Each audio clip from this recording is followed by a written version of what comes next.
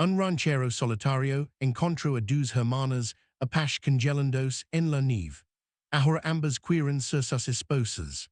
Antes de sumergirnos en la historia, no olvides de like al video y discernos en los comentarios desde donde estás viendo.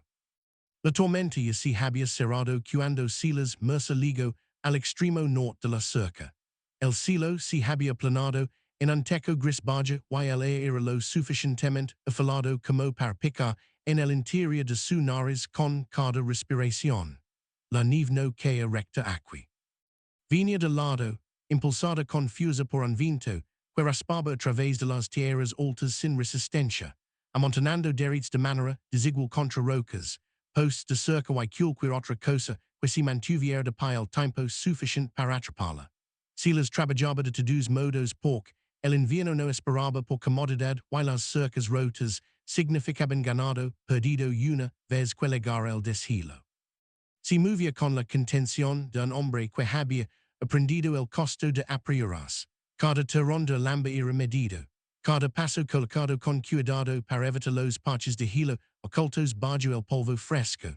Su hombro izquierdo dolía, el tipo de dolor profundo que nunca sanaba por completo, pero no lo reconocía más allá de ajustar su postura. El dolor era familiar. Se quedaba independientemente de si lo notabas o no. Si les había legado esta parte del territorio por una razón. Después de enterrar a su esposa y a su hijo bebé durante un brote de fiebre 3 años antes, había vendido lo que quedaba de su tierra baja y se había dirigido al norte, lejos de pueblos y personas que hablaban demasiado y recordaban con demasiada claridad. Arriba aquí, su misión era simple y estrecha, mantener el rancho en marcha, mantener al ganado vivo, sobrevivir al invierno sin depender de nadie. El trabajo llenaba las horas y dejaba poco espacio para los pensamientos que prefería mantener enterrados. Mientras terminaba de apretar la última sección de lamba, algo captó su atención cerca de la base de la línea de la cerca, parcialmente oculto por la nieve que se acumulaba. No se movía, pero tampoco parecía natural. Silas se enderezó lentamente, su cuerpo tensándose antes de que su mente registrara completamente la preocupación. Escaneó la tierra circundante por habito, los ojos moviéndose a través de crestas y líneas de árboles, verificando giants o animals que pudieran haber impulsado escombros contra su cerca. Nada. El viento solo levaba consigo mismo. Espero más tiempo del necesario, escuchando, porque la experiencia la había enseñado que las decisiones repentinas rara vez eran buenas. Luego se acerca. La forma se resolvió en dos figuras colapsadas juntas cerca del poste de la cerca. Sus cuerpos posicionados no para descansar, sino para sobrevivir. Dos mujeres Apache por su ropa y rasgos, aunque las prendas estaban rasgadas y desgastadas hasta el punto de ofrecer poca protección contra el frío. Su cabello estaba regido por el hielo, la piel expuesta en las muñecas y el culo agrietado y enrojecido por el viento y la esquirza. La mujer me reaccionó primero. Sus ojos se abrieron bruscamente, alerta a pesar del agotamiento, siguiendo a Silas en el momento en que entró en su campo de visión. Intentó mover su cuerpo entre él y la otra mujer, pero el movimiento falló a medias. Su fuerza se había agotado casi por completo. La mujer más joven permaneció inmóvil, su pecho subiendo de manera superficial, la respiración apenas visible en el frío. Silas sintió un apretón en el pecho que no tenía nada que ver con el clima. No era pánico, o no, algo más cercano al reconocimiento. Lo había visto antes. No a estas mujeres, pero esta condición. La línea entre la supervivencia y la pérdida era delgada, y ellas estaban paradas en ella. No habló. Su voz parecía ligeramente equivocada. En cambio, se quitó los guantes, luego el abrigo, exponiéndose al frío sin duda, y avanzó lentamente para que la mujer me pudiera ver sus manos con claridad. Sus ojos siguieron cada movimiento, su mandíbula tensa, preparada para lo que viniera después. Cuando se agachó, ella se estremeció pero no golpeó. Hizo le dijo lo suficiente, envolvió su abrigo alrededor de la mujer más joven primero, porque su condición no dejaba espacio para debate, luego cambio de posición y levanto a ambas con esfuerzo cuidadoso, ajustando su equilibrio cuando la hermana me si tenso por refugio. Ella no lucha, no podia. Silas lo noto sin juicio, solo con urgencia. La caminata de regreso a la cabaña fu más corta de lo que si sencha. El viento cortaba su rostro. La nieve se mecha en su culo, y el peso en sus brazos tiraba de musculos y cansados por el trabajo del día.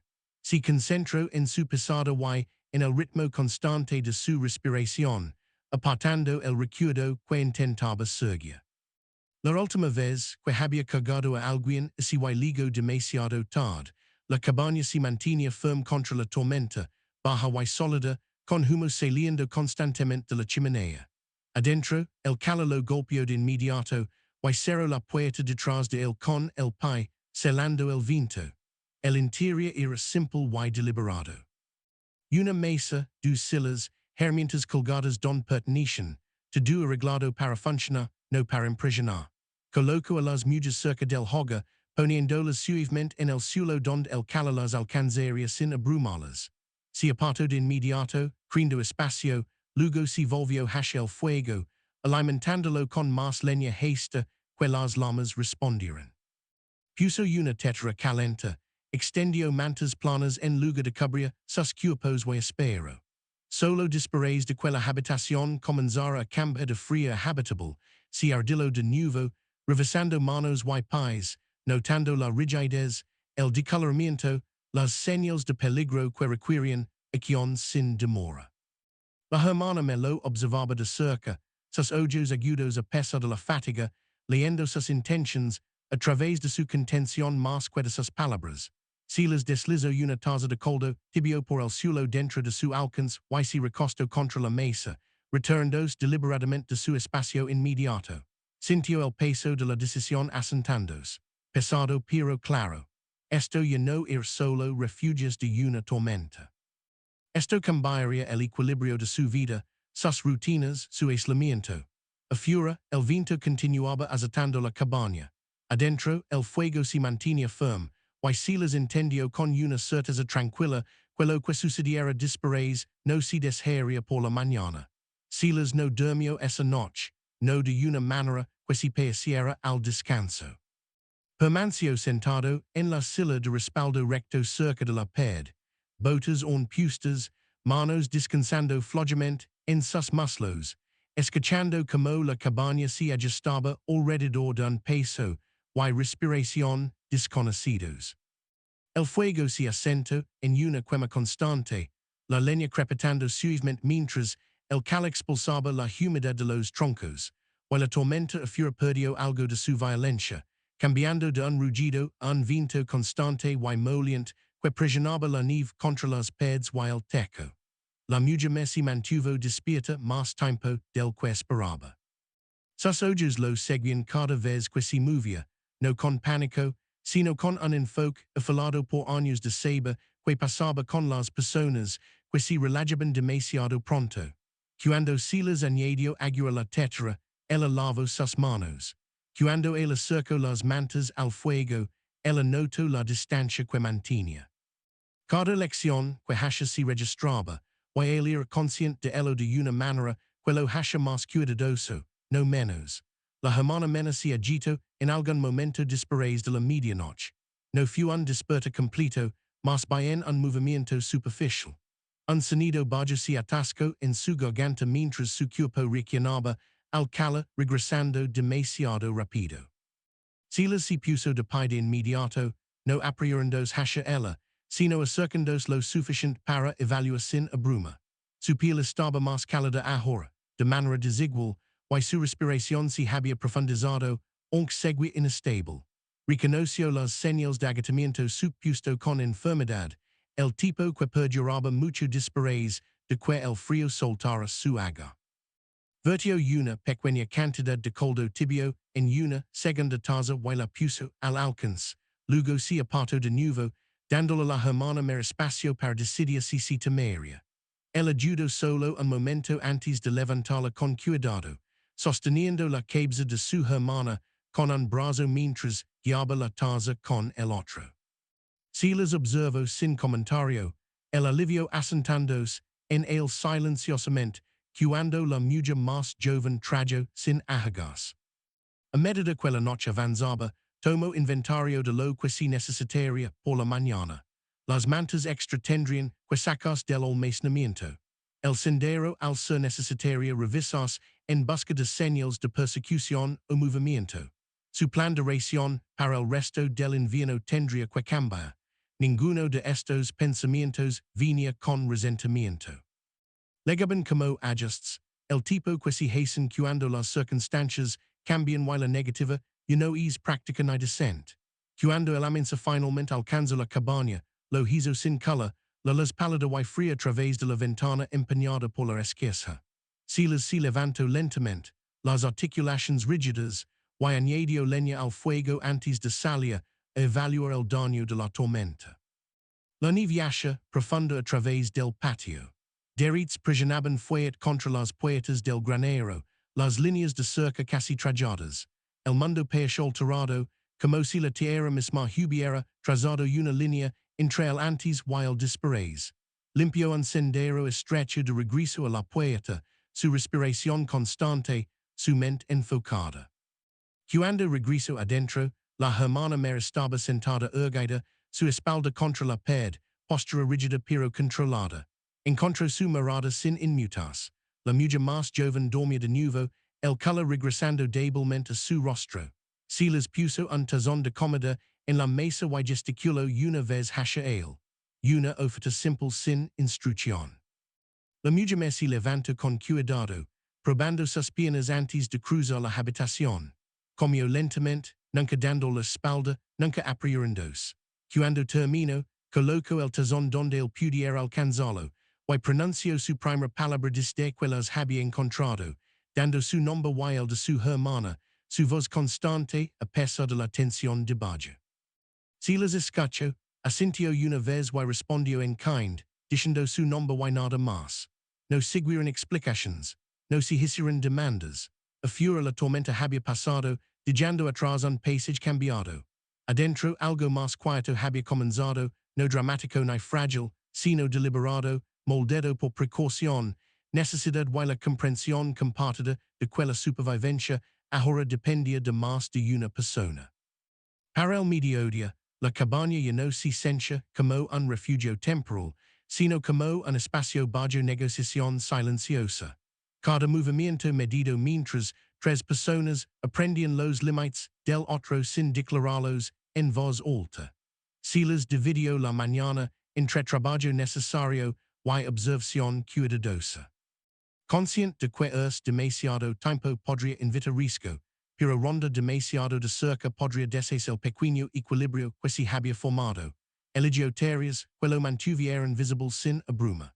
Reparando un travesaño roto de la silla en la mesa, afilando una hoja cerca de la ventana, dejando que el sonido de la rutina estable cierra, que nada repentino sucedería aquí. Nishoba se movía con eficiencia, controlada a pesar de su debilidad. Reposicionando mantas, ajustando la postura de tala para que su respiración se mantuviera pega, su enfoque absoluto. Revisó la frente de su hermana con el dorso de la mano. Luego su pulso, su expresión tensándose por un momento antes de asentarse de nuevo.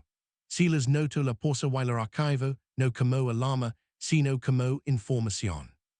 Sacó hierbas secas de una pequeña lata, las puso junto a la tetera y explicó, en pocas palabras, como se usaban para resfriados persistentes, ofreciendo conocimiento en lugar de instrucción.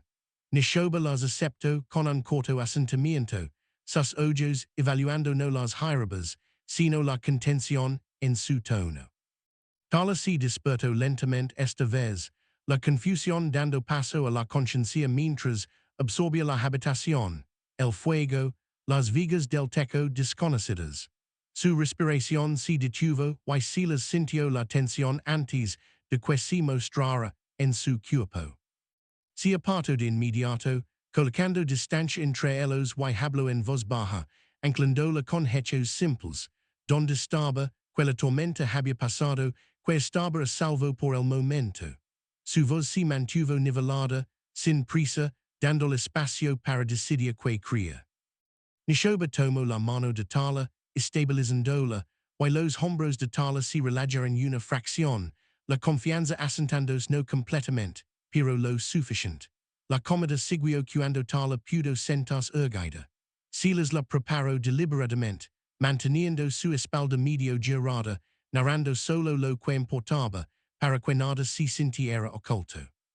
Puso el tazón y se apartó, observando desde la esquina de su visión mientras tala comía con cuidado, cada movimiento cauteloso, la fuerza regresando en pasos desiguales. Cuando terminó, se sorprendió a sí misma al parar sin asistencia, tambaleando solo una vez antes de recuperar el equilibrio. La mano de Neshoba flotaba cerca de su codo, lista pero no interfiriendo, y Silas reconoció el instinto familiar de approach sin disminuir. Más tarde, Silas salió a revisar el perímetro, escaneando la línea de cerca donde las había encontrado, notando que rápido la tierra barraba señales de paso. La nieve suavizaba bordes, el viento aplanaba historias. Lo que si que hubiera impulsado a las hermanas aquí no se rastrearía fácilmente, y ese conocimiento se asentó pesadamente. Reforzó una sección débil de la cerca, marcó el sendero con cortes frescos solo el reconocería, y regresó con nieve pegada a sus botas, y una decisión formándose en silencio, no hablada aún, pero ya no evitable.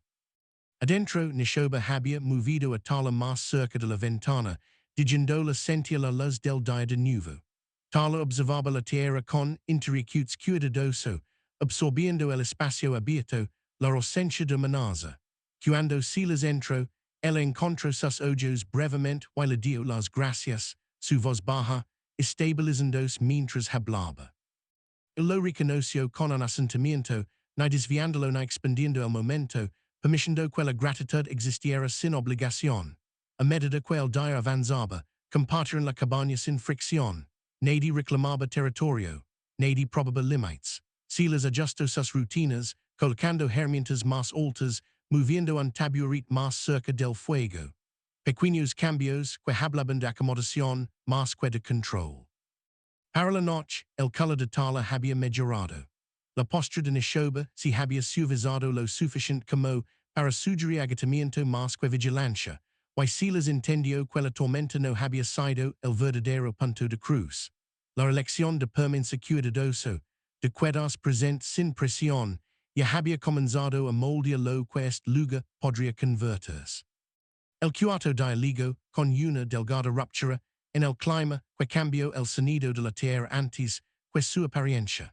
El viento aún se movía a través de las tierras altas, pero ya no presionaba con la misma fuerza, y la cabaña respondió a ese cambio con pequeños crujidos y ruidos de asentamiento que Silas había aprendido a leer durante años de vivir solo.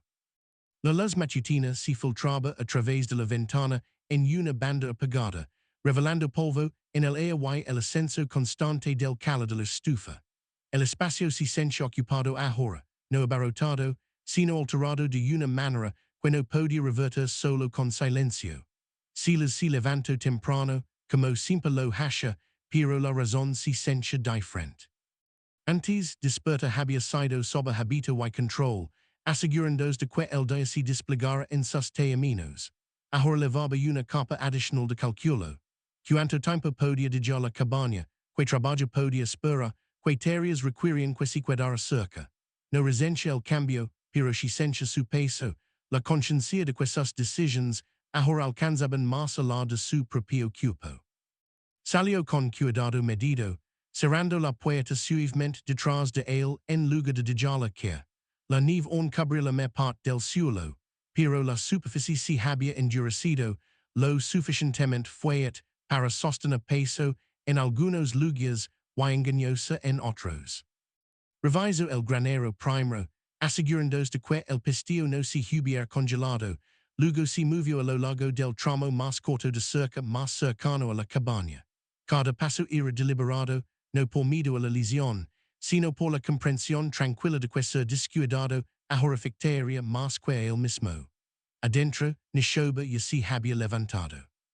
Estaba de pie cerca de la mesa, su postura recta a pesar de la fatiga persistente, examinando el diseño de la habitación con un enfoque que iba más allá de la curiosidad. Noto donde si las almacenaba la comida, donde si guardaban las herramientas, donde el espacio se abría y se estrechaba. Esto no era intrusión, era evaluación. La supervivencia demandaba conciencia, y ella se acercaba a ello con disciplina. Cuando tala se agitó en su lecho cerca de la estufa, Nishoba se movió hacia ella inmediatamente, ofreciendo apoyo sin urgencia, sus movimientos confiados pero contenidos. La fuerza de tala había mejorado pero no de manera uniforme. Sus piernas sostenían, su equilibrio seguía. Sin embargo, su respiración aún se detenía inesperadamente, recordando que cerca había estado de fallar a su propio cuerpo. No hablaba de ello. En cambio, se enfocaba en pequeñas acciones que la anclaban, doblando una manta, enderezando una tetera, parándose junto a la ventana y rastreando el lento desplazamiento de nubes a través del cielo abierto. Cada acción era una prueba silenciosa. Y cada éxito aliviaba la tensión que había levado desde que despertó en un lugar desconocido. Cuando Silas regresó, levaba un fajo de leña partida y lo dejó sin comentario, sus ojos moviéndose brevemente al rostro de Tala por media su condición.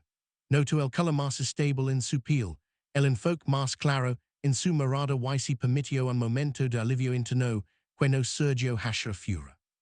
Hizo una pregunta práctica sobre si el calor necesitaba ajust, luego continuó, respetando el equilibrio que se había formado sin presionarlo. La comida de esa mañana se preparó sin acuerdo formal. Silas preparó la base. Nishoba añadió lo que reconoce de su propio conocimiento, y Tala mangió lo que su fuerza permitía. Nadie reclamaba autoridad. Nadie cedía innecesariamente. El intercambio permaneció funcional, moldado por observación más que por instrucción. Cuando Tala se excedió una vez, levantando una ola demasiado pesada para ella, Silas intervino con velocidad, pero sin alarma, tomando el peso y poniéndolo abajo, luego apartándose de nuevo como si nada de consecuencia hubiera ocurrido. Tala absorbió el gesto, no como corrección, sino como apoyo dado sin juicio. Más tarde, Nishoba se acercó directamente a Silas. Su tono era calmado, sus palabras elegidas con cuidado, explicando de dónde venían y por qué el camino detrás de ellas ya no era una opción.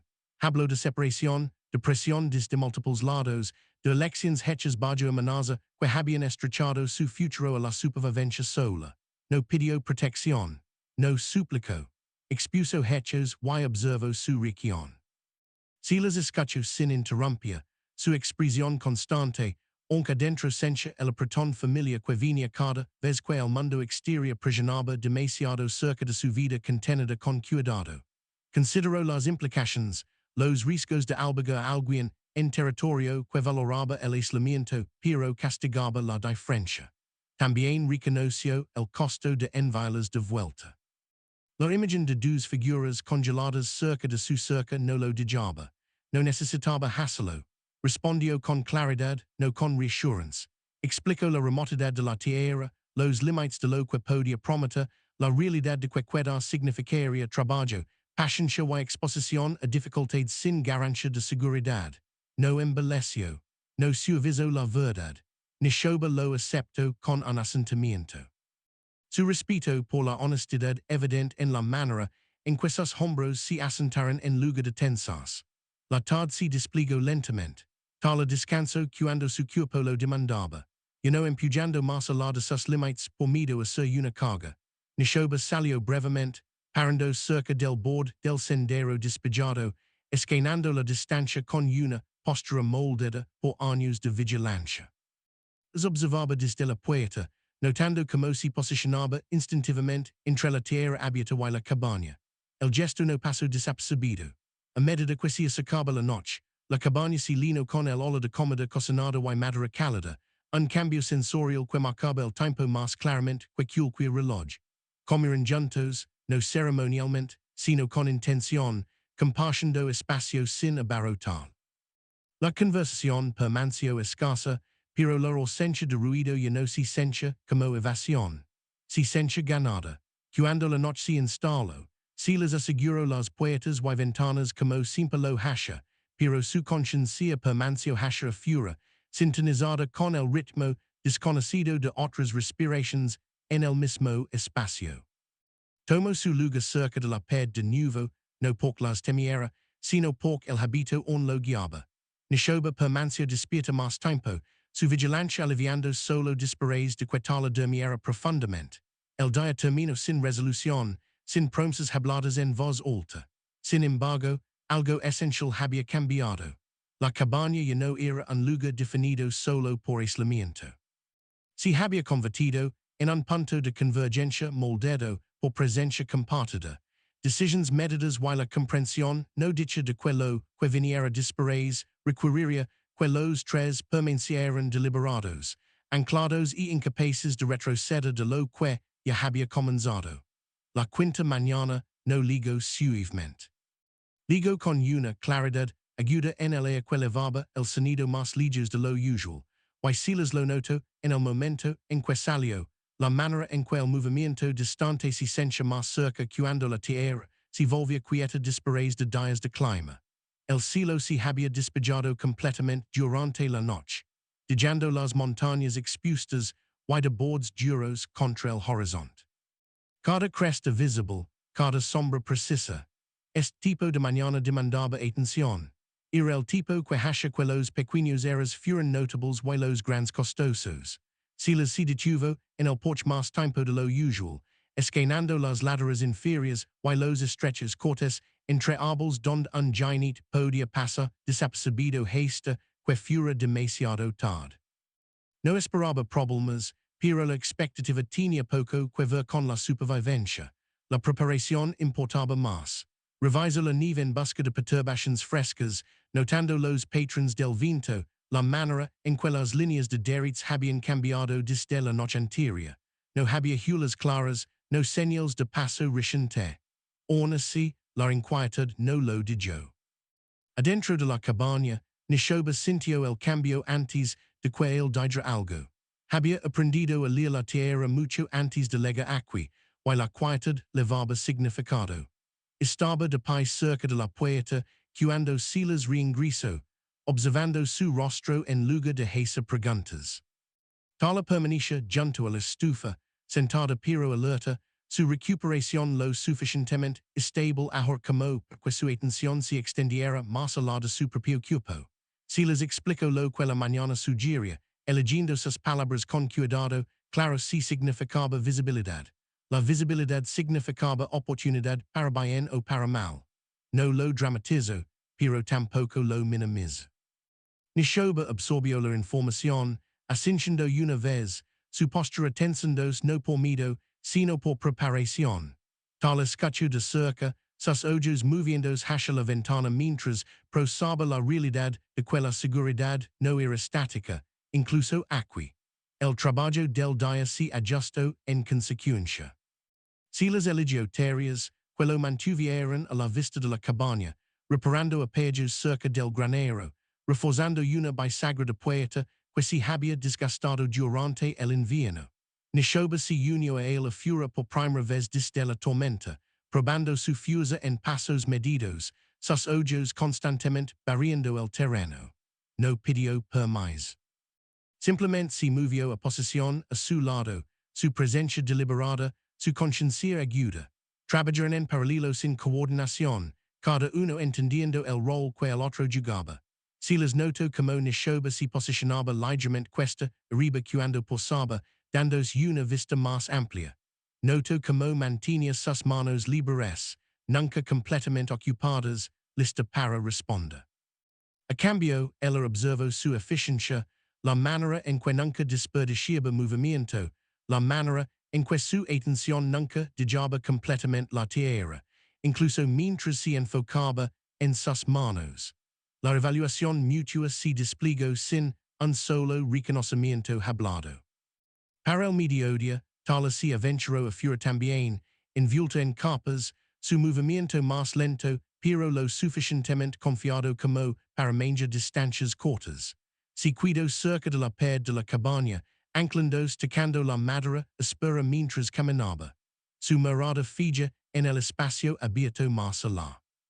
Silas notó que su respiración permanecía constante, y se permitió continuar trabajando sin ronda, confiando en su juicio mientras permanece disponible. Futala quin noto el movimiento distante primero.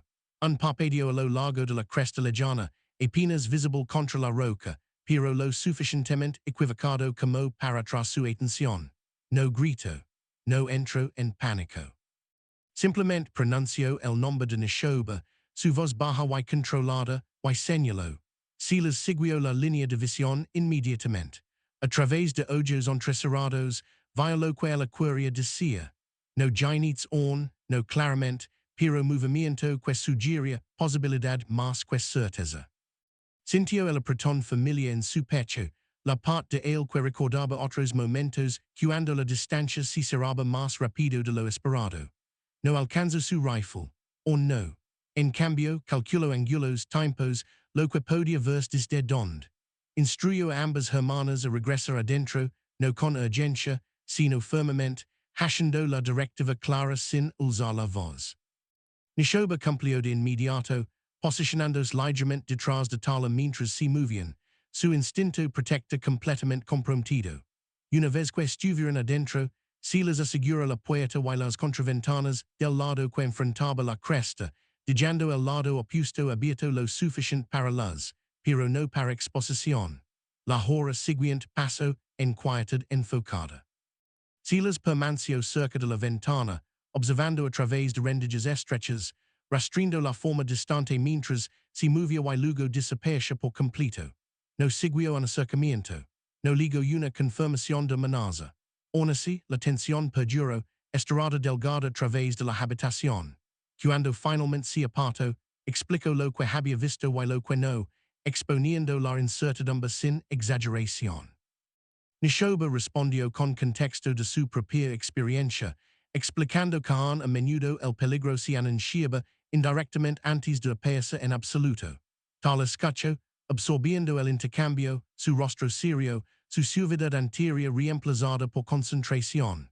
La conversación no se espiraló en miedo. En cambio, se asentó en planificación. Don Tala debería permanecerse algo venía, que caminos ofrecen escape, como el ruido se levaba de manera diferente en clima claro. Silas no se posicionó como comandante. Ofreció lo que sabía y aceptó lo que ellas traían a cambio. A medida que se acercaba la noche y no aparecía más movimiento, la tensión se alivió pero no desapareció. La cena fue más silenciosa de lo usual, cada uno prosando el día a su manera. Silas reconoció un cambio dentro de sí mismo que lo inquietaba más que la amenaza distante. Y no pensaba solo en términos de su propio riesgo. Sus cálculos ahora incluían otros dos, y esa inclusión ya había cambiado como veía la tierra, que pensaba entender completamente. Cuando que la noche, Silas ajustó su rutina de nuevo, poniendo su rifle al alcance, pero no en la mano. Eligiendo vigilancia sobre el arma. Nishoba tomó una posición cerca de la pared lejana, su conciencia no disminuida incluso mientras su cuerpo descansaba. Tala se acostó cerca de la estufa, ojos abiertos más tiempo que antes, escuchando el silencio con una nueva comprensión de lo que demandaba. El día cerró sin incidente, pero dejó atrás una conciencia más profunda para los tres. La seguridad aquí era real, pero condicional. La confianza había crecido, pero ahora levaba responsabilidad. Y por primera vez desde que vino al norte, Silas reconoció que la soledad que había construido podría no resistir lo que se estaba formando dentro de sus paredes, y que protegerla ahora significaba proteger más que a sí mismo. El sexto día comienza con trabajo que no podía posponerse, el tipo que marcaba un cambio de refugio de emergencia a vida deliberada. Silas se despertó antes de la primera luz, no solo por habito, sino por el peso de decisiones que habían estado asentando silenciosamente durante los días pasados. El fuego se había quemado bajo durante la noche, dejando la cabaña fresca, pero no fría, y el sonido de dos respiraciones desconocidas moviéndose a través de la habitación se registró inmediatamente, no como intrusión, sino como responsabilidad. Reconstruyó el fuego con eficiencia practicada y salió mientras el cielo aún estaba oscuro. El air crujiente lo suficiente como para filar el enfoque. La nieve se había retraído más, exponiendo parches de tierra dura y piedra, y el ganado necesitaria movas antes de que el deshilo ablandar el suelo demasiado. Dejar las hermanas solas por horas ya no era una opción, consideró ligeramente. Ese pensamiento solo le dijo algo fundamental había cambiado. Cuando la puerta de la cabaña se abrió de nuevo, Nishoba ya estaba despierta. Estaba de pie cerca de la mesa, poniéndose las botas, sus movimientos cuidadosos pero seguros. Encontró los ojos de Silas y espero. Él explicó su plan para el día, delineando donde estaría y cuánto tiempo se iría, describiendo las rutas y las señales que usaba si algo salía mal. Habló lanamente, no para tranquilizar, sino para informar. Nishoba escuchó sin interrumpir, absorbiendo los detalles con la seriedad de alguien que entendía que el conocimiento era una forma de seguridad. Tala emergió más lentamente, envuelta en capas, su postura más fuerte que días antes, pero un conservadora. Escuchó desde el borde de la habitación, comprometiendo los mismos detalles a la memoria, haciendo una pregunta precisa sobre que hechos y extraños aparecían mientras Silas estaba ausente. Él respondió honestamente, dando opciones en lugar de comandos, explicando donde el terreno favorece la ocultación y donde no. Tala asintió una vez, satisfecha, su confianza extraída de claridad más que de bravado. Antes de Silas extendió herramientas y suministros al alcance, asegurándose de que nada esencial requiriera búsqueda. El gesto no era grandioso, pero era intencional. Y Nishoba lo notó inmediatamente cuando él salió. Cerrando la puerta detrás de él, sintió una tensión familiar apretarse en su pecho. La conciencia de que la distancia ahora levaba consecuencias más allá de su propia exposición. Las horas pasaron lentamente. Nishoba mantuvo guardia desde la ventana cuando sus tareas lo permisión. Su mirada moviéndose a través del mismo punto que Silas le había mostrado. Su postura relajada pero atenta. Tala se enfocó en trabajo más pequeño adentro de la cabaña, reparando un desgarro en una de las camisas de Silas con puntos cuidadosos, posando a menudo para descansar sus manos cuando la fatiga se calaba. Cada tarea reforzaba un sentido de presencia más que de obligación. Una lección para contribuir sin borrar límites personales. El mediodía trajo un sonido inesperado. Golpes de cascos, distantes pero distintos, se levaron claramente a través de la tierra abierta. Nishoba reaccionó instantáneamente, moviendo a tala hacia la pared interior sin urgencia, señalando silencio con una mano levantada. Los giants no se acercaron directamente. Pasaron a través de un val inferior, visibles solo brevemente, entre árboles antes de desaparecer de nuevo. El momento pasó sin incidente, pero su impacto perduró. Cuando Silas regresó más tarde de lo esperado, sus hombros tensos y su expresión tensa, Nishoba lo encontró en la puerta y relató lo que habían visto, su cuenta precisa y impasible. Silas escuchó con cuidado, asintiendo una vez, alivio y preocupación asentándose en igual medida. Explicó su retraso, describiendo un ternero que se había desviado y el esfuerzo requerido para traerlo de vuelta sin lesión. Su voz permaneció constante, pero el hecho de que ofreciera explicación en absoluto marcaba otro cambio sutil. La tarde se dirigió hacia la preparación. Silas ajustó el almacenamiento, moviendo suministros a posiciones más accesibles. Reforzó el pestillo de la puerta trasera, no porque hubiera fallado, sino porque la redundancia importaba. Nishoba asistió sin instrucción, entendiendo la lógica de cada acción a través de experiencia más que explicación. Tala observó de cerca, absorbiendo patrons, aprendiendo cómo se veía la preparación sin que el miedo la impulsara. Más tarde, mientras el sol bajaba, Tala se acercó a Silas con resolución silenciosa y preguntó si podía caminar el perímetro cercano bajo supervisión, queriendo recostumbrarse al cielo abierto. Silas acordó después de breve consideración, estableciendo límites claros y quedándose a la vista. La caminata fue lenta, deliberada. Tala probando su resistencia paso a paso. Nishoba siguiéndola ligeramente detrás, su presencia vigilante constante. Silas observó sin ronda, permissionando que el momento se desplegar en menos de tala.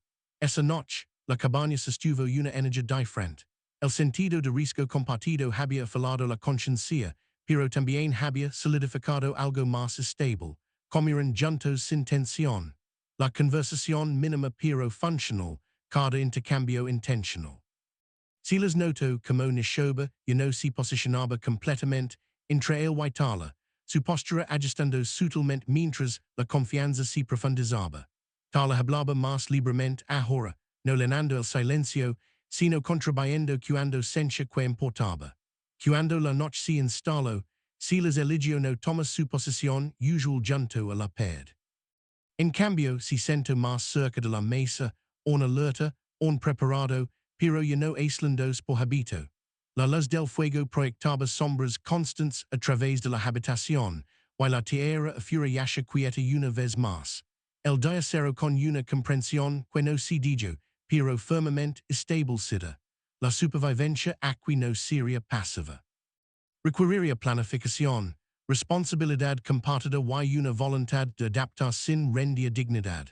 Silas reconoció que lo que sí que este arreglo se convirtiera, no era temporal, y ese reconocimiento trajo consigo un peso que aceptó sin resistencia. El séptimo día levó una tensión diferente, una que no venía del clima o movimiento distante, sino de la lenta realización de que los arreglos temporales habían alcanzado su límite. La cabaña se había ajustado a 3 personas moviéndose dentro de ella. Sin embargo, ese equilibrio ahora demandaba definición.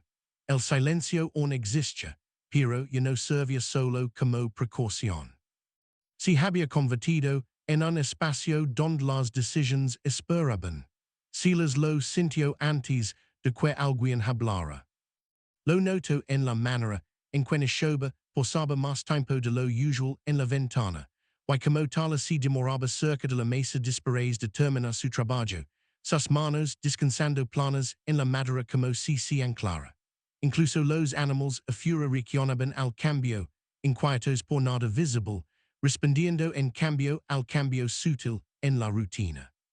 Silas reconoció las señales porque las había vivido antes, no con personas, sino con la tierra, cuando algo alcanzaba un punto de quiebra. No siempre se anunciaba en voz alta. Eligió abordarlo antes de que el día los levara más lejos. Después de atender el fuego matutino y asegurar que la cabaña estuviera lista, salió brevemente, escaneando el perímetro una vez más, no por miedo, sino para despejar su cabeza. La tierra permanecía quieta, abierta y expuesta bajo un cielo pálido. No ofrecía respuestas, solo espacio. Cuando regresó, cerró la puerta con cuidado detrás de él y tomó su lugar en la mesa en lugar de paras apart. Nishoba lo notó inmediatamente. Se enderezó, su postura alerta pero controlada y espero. Tala mira entre ellos, leyendo el cambio sin necesita explicación. Silas no comenzó con preguntas. Expuso lo que ya era verdad, que habían estado aquí lo suficiente como para que patrons se formaran, que quedar sin claridad invitaría problemas dispares, no necesariamente de afura, sino de la incertidumbre misma. Su voz se mantuvo nivelada, pero el esfuerzo detrás de esa contención era claro. Esta no era una conversación que tomara la ligera. Nishoba respondió primero. No habló emocionalmente, ni suavizó sus palabras. Explicó que regresar al camino ya no era una opción. No solo por miedo, sino porque la fragmentación levaba sus propios peligros. Viajar por separado o sin rumbo significaba exposición, pérdida de cohesión y amenaza constante. Dijo que de donde venían, la supervivencia compartida levaba significado más allá de la conveniencia. Requería compromiso. Tal escucha de cerca, su expresión seria, sus dudas anteriores reemplazadas por resolución moldada a través de recuperación y observación. Silas absorbió sus palabras sin interrumpir. Adentro, instintos conflictivos presionaban uno contra el otro. El deseo de control, de predictabilidad, chocaba con el reconocimiento de que el aislamiento no lo había sanado, solo había estrechado su mundo. Pensó en los años gastados manejando el duelo a través de rutina, de cómo el silencio lo había protegido, pero también lo había mantenido fijo en su lugar. Entendió ajo, que permitió quedar sin nombre lo que hizo, significaba solo requerir el mismo vacío en una forma diferente. Hizo una pregunta y solo una. Quería saber si pretendían quedarse cuando las circunstancias se volvieran en contra, cuando la tierra demandara más que refugio y cala. Si permanecerían a través de la dificultad, a través de la incertidumbre, sin retroceder ante el primer signo de tensión. Era una prueba, era un límite. Tala respondió sin duda. Su voz era calmada, anclada, moldada por el conocimiento de que había cruzado el punto de retroceso. Habló de resistencia, no como idea abstracta, sino como algo que había vivido físicamente y mentalmente. Nishoba siguió su respuesta, medida y firme, diciendo que la elección una vez hecha con conciencia levaba responsabilidad. Ninguna le pidió protección. Ofrecieron presencia. Silas sintió el peso de sus respuestas asentarse completamente. El miedo que había esperado no ligó. En cambio, una sensación diferente tomó su lugar, algo más cercano a la firmeza. Explicó las realidades de la tierra, las expectativas de trabajo, los límites de lo que podía proveer materialmente. No hizo promesas de facilidad. Lo que ofreció en cambio fue honestidad y consistencia, las mismas cosas que lo habían sostenido a través de la pérdida. Nishoba aceptó los términos sin duda. Tala asintió, su expresión compuesta, su confianza no ciega, sino informada. El resto del día se desplegó bajo esa nueva comprensión. Las tareas se abordaron de manera diferente, y no provisionals. Nishoba tomó responsabilidad por inventar suministros, sugiriendo ajustes basados en lo que sabía de supervivencia a largo plazo. Tala reorganizó el área de dormir, no intrusivamente, sino con consideración por comodidad y función. Silas modificó su horario de trabajo, mapando las semanas venideras con mano de obra compartida en mente. Ninguno de estos cambios se anunció. Sucedieron naturalmente, impulsados por necesidad y acuerdo más que por ceremonia. A medida que se acaba la noche, la cabaña refleja el cambio, el espacio se sencha intencional, las herramientas y suministros tenían lógica en su colocación. Incluso la mesa se sencha diferente, y no una superficie usada de paso, sino un punto central de coordinación. La conversación permaneció mínima, pero ya no escribaba lo que importaba. Cada intercambio levaba intención. Cuando la noche se instaló, Silas no se aisló por habito. Permaneció cerca del centro de la habitación, atento, pero no guardado. Nishoba se relajó para descansar más completamente que antes, su vigilancia aliviándose en etapas más que cayendo. Tala durmió profundamente, su respiración constante, sin perturbarse por incertidumbre por primera vez desde que ligó. La tierra afuera permanecía sin cambio, indiferente a las decisiones hechas dentro de la cabaña, pero adentro algo fundamental había sido establecido. Esto ya no era una convergencia temporal moldada por clima o azar. Era una alineación deliberada, elegida con plena conciencia de su costo. Silas entendió que lo que había construido en aislamiento ahora evolucionaba en algo que requería esfuerzo compartido y riesgo compartido. Y por primera vez desde que vino al norte, esa realización no se sentía como una amenaza. El octavo día se desplegó sin anuncio. Sin embargo, todo en él se sentía deliberado, como si la tierra misma hubiera reconocido la decisión tomada el día anterior y se hubiera ajustado en consecuencia. La luz matutina entró en la cabaña limpia y constante, y no filtrada por tormenta o tensión, y el silencio que saludaba el despertar y no era una porcelana de precaución, sino un intervalo calmado, moldado por rutina tomando hold de nuevo. Esta vez con tres personas completamente conscientes de sus roles dentro de ella. Silas notó el cambio primero en sí mismo. Se movió a través de sus tareas matutinas con un enfoque que se sentía anclado más que guardado. Su atención ya no dividida entre cálculo interno y vigilancia externa. El fuego fue reconstruido, el agua puesta calenta, las herramientas revisadas y colocadas de vuelta donde pertenecían. Sin embargo, las acciones levaban un peso diferente. Estas ya no eran hábitos destinados solo a contener el duelo.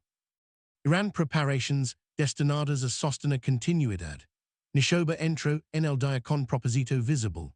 Si había atado el cabello más apretado que antes, su ropa ajustada para trabajo más que para recuperación, y su postura reflejaba preparación más que resistencia.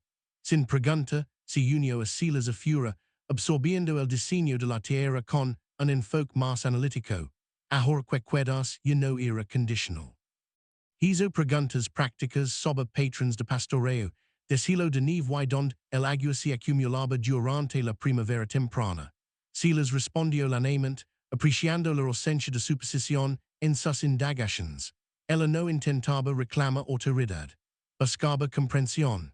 Tal permaneció adentro al principio, atendiendo tareas que requerían paciencia más que fuerza. Reorganizó suministros con precisión silenciosa, separando lo que se consumía diariamente de lo que necesitaba dura, notando lo que requería reparación antes de falla. Sus movimientos eran más lentos que los de Nishoba, pero más intencionales que antes, moldeados por conciencia más que por fragilidad. Posaba menudo, no por debilidad, sino para considerar si cada acción servía a un propósito más largo. Para finales de la mañana, Silas tomó una decisión que sorprendió incluso a sí mismo. Sacó un libro mes sin uso del estante, uno que había guardado solo para contar cabezas de ganado, y lo puso en la mesa. Sin ceremonia, comenzó a mapar las semanas venideras. Trabajo que necesitaba hacerse, áreas que requerían atención, suministros que necesitarían reabastecerse antes de que el viaje se volviera difícil de nuevo. No lo enmarcó como instrucción. Habló en voz alta mientras trabajaba, permitiendo que Nishoba y Tala escucharan, comentaran, ajustaran. Nishoba señaló brechas que él no había considerado, lugares donde los cambios estacionales podrían crear vulnerabilidades. Tala sugirió cambios en el almacenamiento de comida que reducirían desperdicio y tensión. Silas escuchó, midió cada contribución y incorporó sin resistencia. El intercambio no levaba tensión. Funcionaba porque el respeto ya había sido establecido. La tarde trajo mano de obra compartida, que se extendía más allá de la necesidad.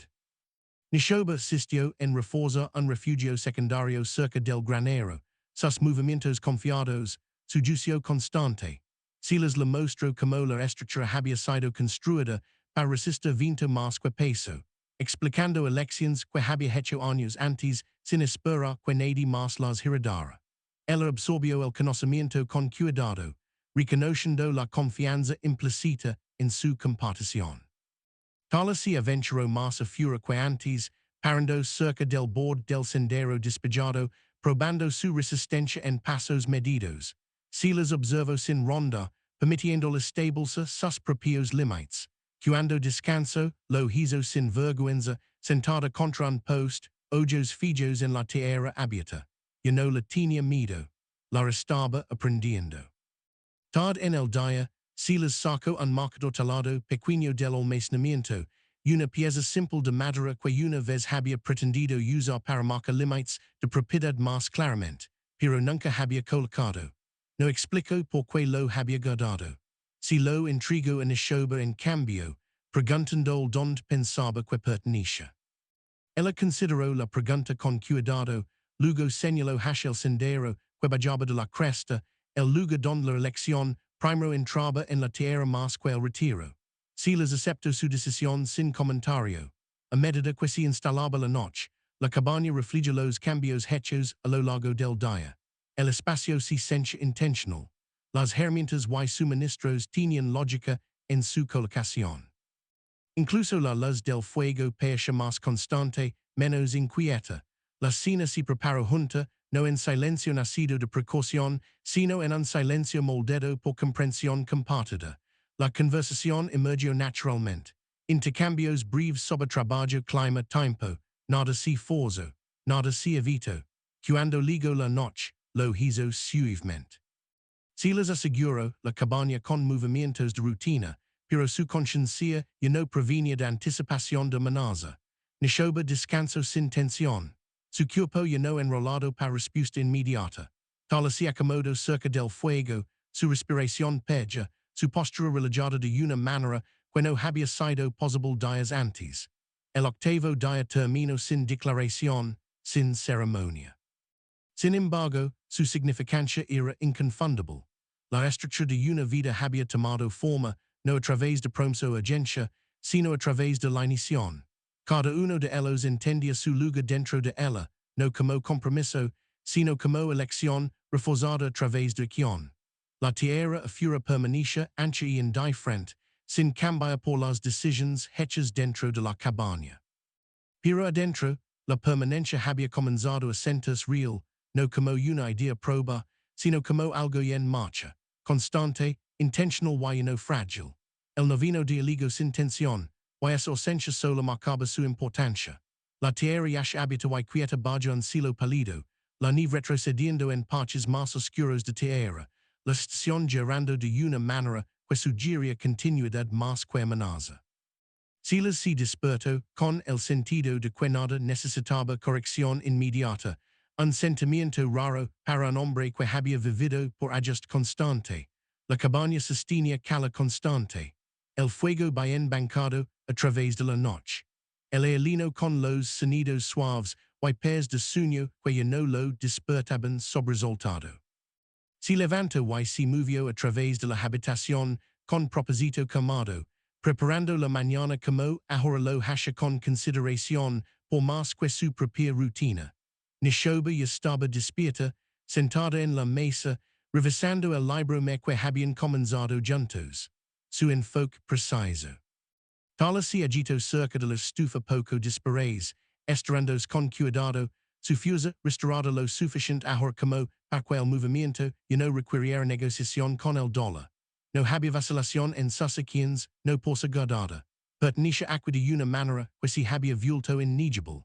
Comieron juntos sin formalidad. La conversación breve y práctica, sin embargo subrayada por comprensión compartida. Cuando la comida terminó, Silas limpió la mesa y permaneció de pie, su postura compuesta, su expresión pensativa más que cargada. Había pasado la noche considerando lo que necesitaba decirse, no enciendo palabras, sino asentando la intención detrás de ellas. No creer en discursos, creer en claridad. Se dirigió a ambas hermanas directamente, su voz constante, levando el peso de lección más que de incertidumbre. Habló de la tierra y sus demandas, del trabajo requerido para mantenerla productiva, de los riesgos que venían con permanecer tan lejos del pueblo. No intentó suavizar estas realidades.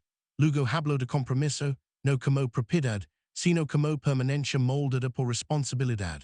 Expuso lanemente que no les pediría quedarse bajo términos vagos, ni permitiría que su presencia permaneciera indefinida.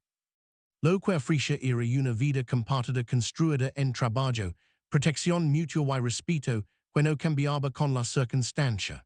Neshoba escuchó sin interrumpir, su expresión compuesta, su evaluación completa antes de que terminara. Tala observó a Silas de cerca, no buscando reassurance, sino midiendo la sinceridad en su contención. Cuando terminó, la habitación sostuvo silencio, no pesado, sino expectante. Neshoba respondió primero. Su respuesta fue concisa y firme, diciendo que su elección ya había sido hecha a través de acción, no impulso. Habló de supervivencia compartida como una decisión vinculante, una que no requiría ceremonia para sostener significado. Tala siguió, su voz calmada, anclada, explicando que lo que buscaba no era refugio, sino pertenencia definida por contribución y confianza. Ninguna dudó, ninguna calificó sus palabras.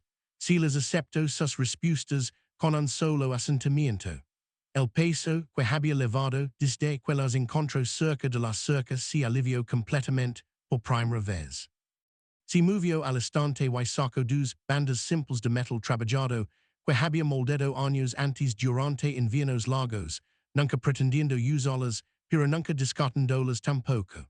Las puso en la mesa sin florituras, explicando que si eligen este camino, se temería abiertamente y sin ambigüedad. El momento que siguió fue silencioso y resuelto.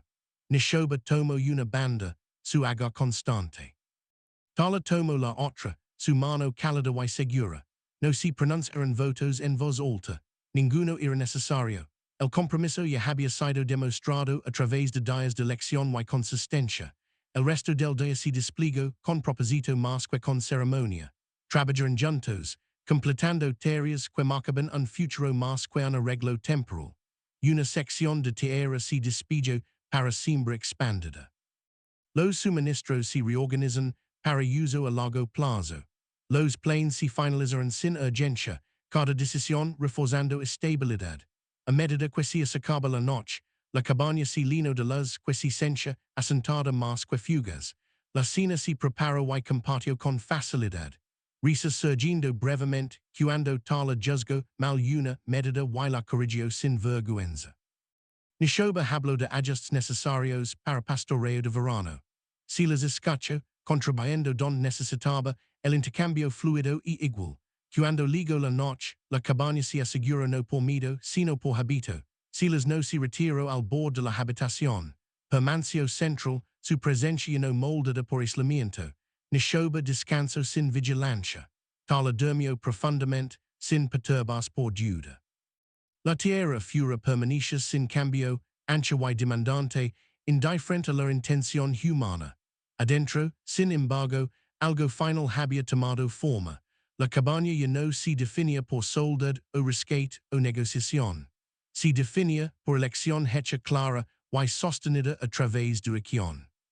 Silas yació despierto brevemente, escuchando el ritmo constante de respiración compartida, y entendió con certeza que la vida que había construido para soportar la pérdida ahora se había expandido para sostener algo más entramente. No reemplazo, no olvido, sino continuación. El futuro no se sencha incierto, se sencha establecido.